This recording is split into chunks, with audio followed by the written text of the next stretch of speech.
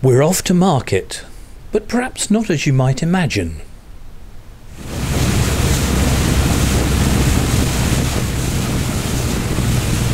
Hold on, I think we may be getting ahead of ourselves.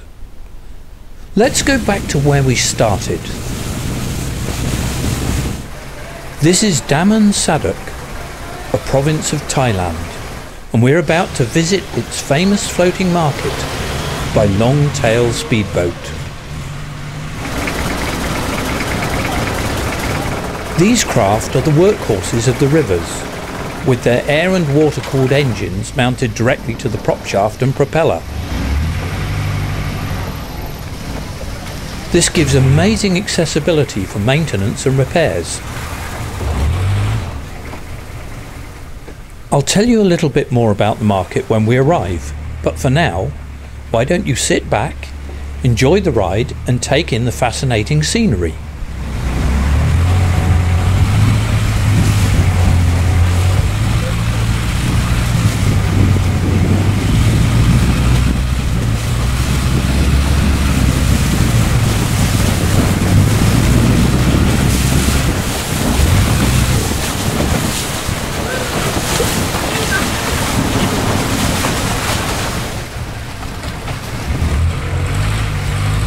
Waterways here are used rather like roads, and many people live along their banks.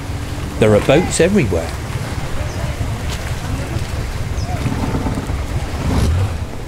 The design of these boats gives incredible flexibility over the depth of water they can operate in, and allows the skipper to manoeuvre around even the tightest of corners.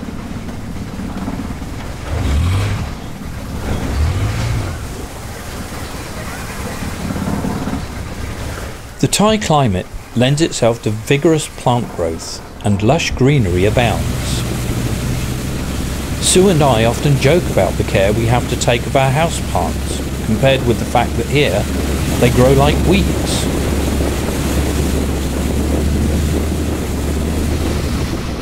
By the way, this isn't speeded up.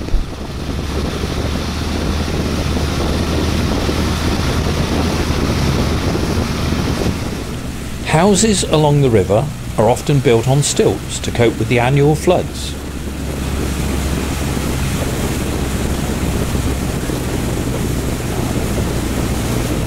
As far as I can tell, there don't seem to be any hard and fast rules of the road. Perhaps the volume of the engine helps everyone to avoid collisions.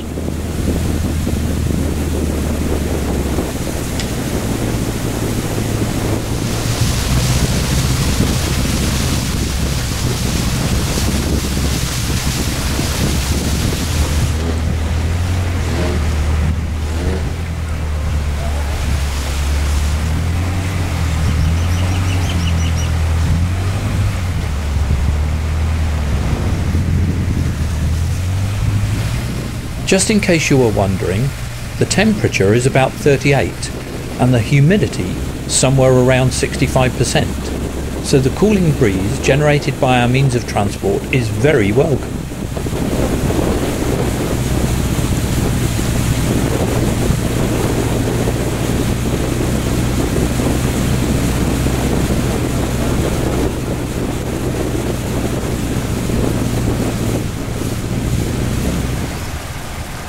I love the abundance of container gardens. Many houses have an array of pots, resplendent with colour flowers and tropical plants, all balanced on the plank walkways outside.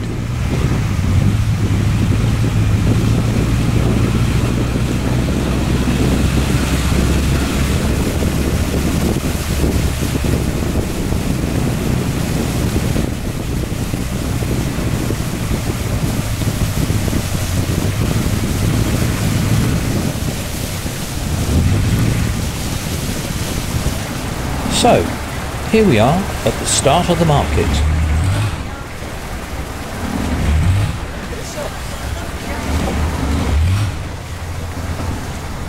These waterside stalls are selling directly to people in boats. You pull up and start to bargain.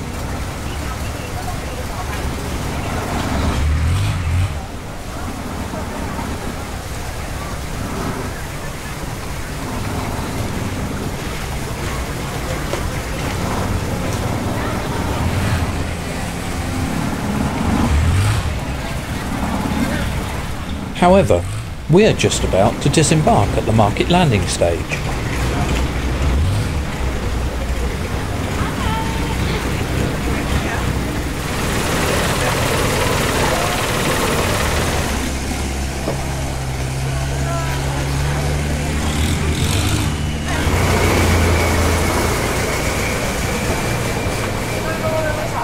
Boats are no sooner emptied than they are off to pick up their next fares.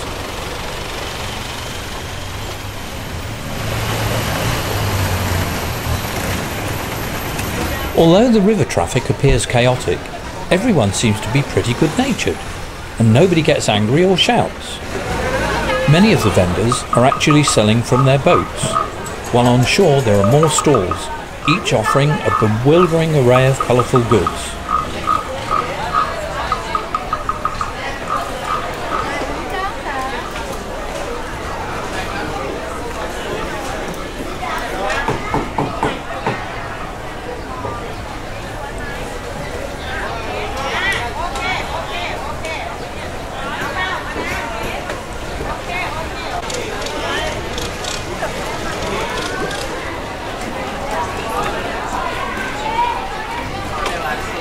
It's okay, the pythons are not to eat.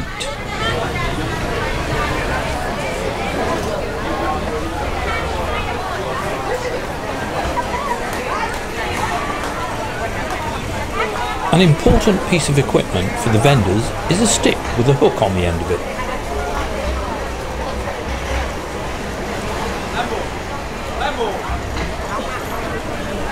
See, they're for photographs.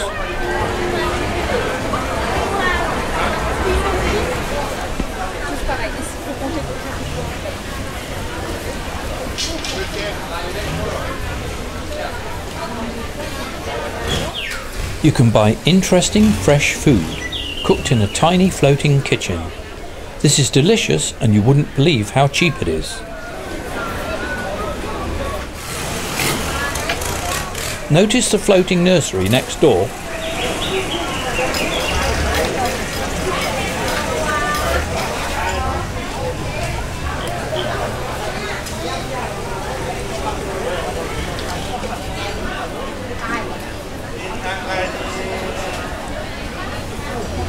This is the main river entrance and a bridge to cross to one of the other sections.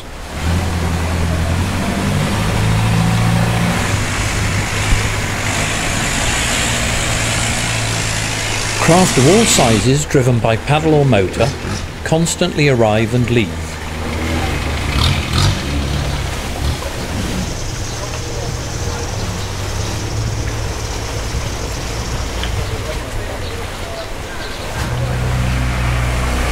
The boats are designed with a watertight bulkhead between the driver and the passengers. Oh, and a good bilge pump.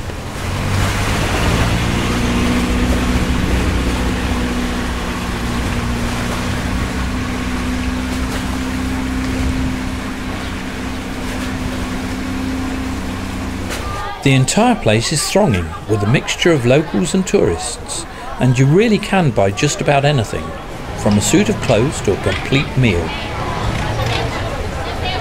This is an ideal place to brush up on your bartering skills and have some fun. On shore, there are carvings, masks, cloth, umbrellas, brass ornaments and so much more, all crammed into every corner.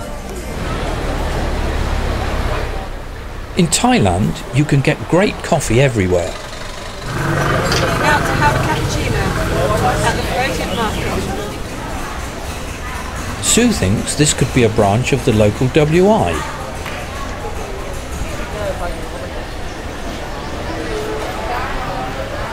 Our lunch is a delicious buffet in this floating restaurant, featuring freshly cooked Thai food, an explosion of colours and flavours.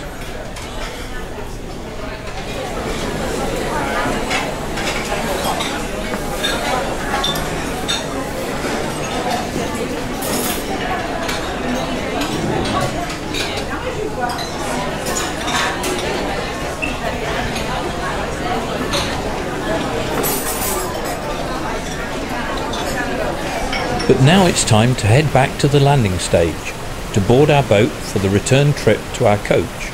which is waiting to take us to our hotel.